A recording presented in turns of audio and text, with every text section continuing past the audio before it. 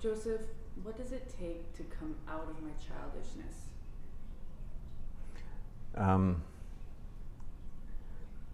We were discussing this in part because you're really talking about your child ego, right? So it's a part of your ego that causes you, as an adult, with no trace as a child, there's no physical trace of child, it's gone forever.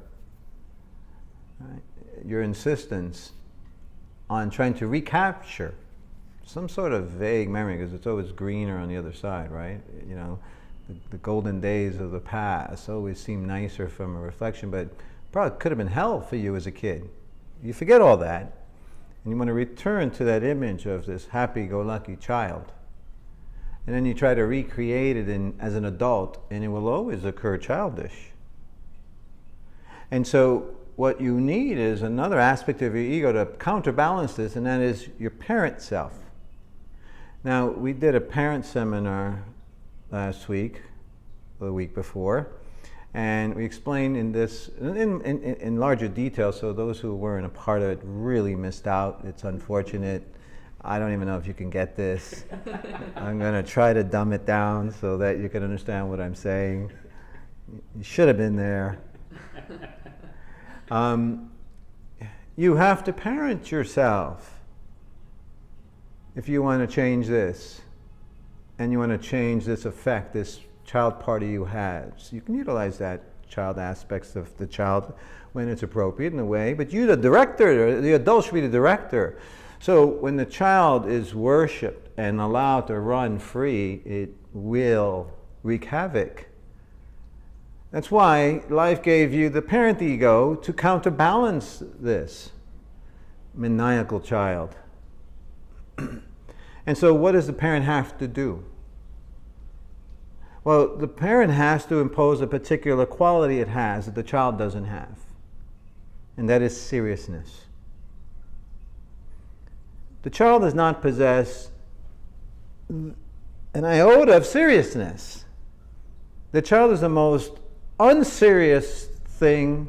You want to use it as a definition of what isn't serious, you look at a child.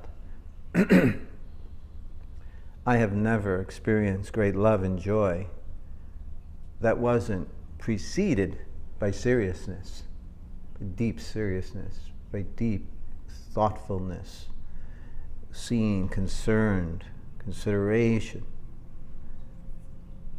Seriousness is the gift that a parent brings, where you just say, okay, got to get serious now. Now, for a child, serious means what? Boring. Boring. Hard work. Hard work. Sadness. Right. Usual answers. Depressing, sad, hard work, boring. Right. That's how a child perceives seriousness. So they're like, they wouldn't be interested in making sure the rent's paid, or the mortgage is handled, or there's food in the cupboard. That's too serious. And I'm sorry for some of you who had mates that sound like this, who just don't want to consider these things because it's just too serious. And why are you being so serious? Well, the parent has the quality of being able to bring seriousness. And seriousness allows you to become lucid and present and wider seeing in the moment. So if you're standing by a large body of water and you have to get to the other side, because let's say, there's a zombie apocalypse and they're coming after you, and this water is frozen over, but some patches are weaker and it can crack and you can fall through, and other ones are maybe medium enough that you can get by. You've got to get serious in that moment and take a look and see the best path to make it across that body of water. And in that, you would find your way. Now, the idiot that goes into fear, anxiety, or panic will automatically fall into their child mode and just run out into that lake, and good luck. You don't fall through. And you can imagine and picture how they'll be running and the frantic look on their face and the no seriousness. Because the child thinks, again, seriousness is panic and anxiety and fear. They associate those. You associate panic, anxiety, and fear that you're being serious. So let me get serious now and get scared. Panic. That's me being serious. I'm panicking. I'm serious about this. Look at me panicking. Or anxiety. Gotta do, because I'm serious. No. The true picture of seriousness is sereness that's associated with it. You'll see a sereneness, a calm. It doesn't have to be life or death for a parent ego to get serious. It's actually a peacefulness that's always associated with seriousness. And that peacefulness leads to a wider, more expansive, loving experience. So every one of my divine experiences has been preceded by seriousness. So a true student who is seeking to know themselves needs to be serious. And so they use their parent self to provide the seriousness. The parent needs to be serious to say to the child, enough. And watch them seriously every step of the way. You don't get to do that, and you don't get to do that. Stop. And so you have to watch yourself like you would watch your own child. Okay? Watch your own child so that they don't bring harm to themselves. I asked yesterday of you, what if I handed you a child, 3-year-old child, and said you're now have full custody of this child, and you yet to have a really substantial job, and I hand it over to you. I'm the father, and I'm an addict here, and now you got custody, and this child is 3 years old, and you're 27. How serious would you get? Is this what it's going to take for you to choose to be serious and to look out for other things and start considering other things? And how useless it would be to panic in that moment, or get anxious or fearful.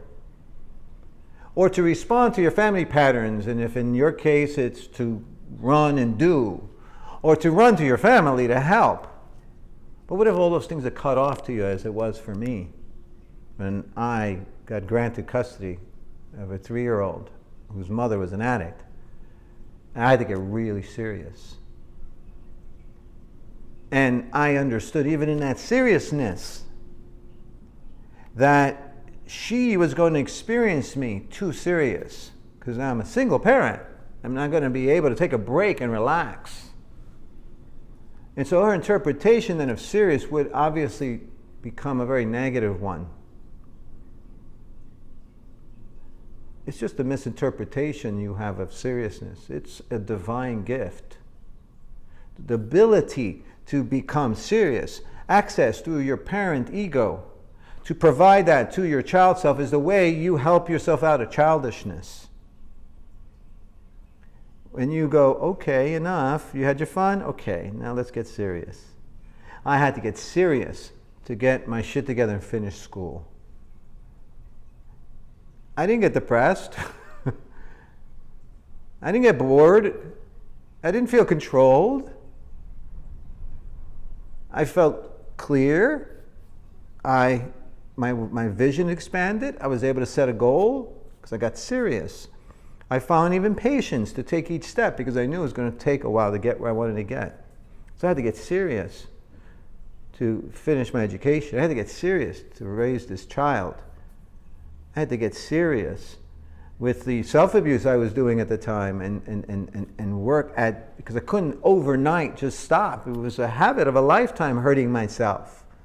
But I had to get serious about it. And my ability to get serious about it, I was able to diminish it more and more until I flipped it, and I was now feeding and growing and enhancing myself rather than hurting myself and depleting myself. Thank goodness seriousness exists, so I wouldn't be sitting here today. The answer to your question is, you've got to get serious.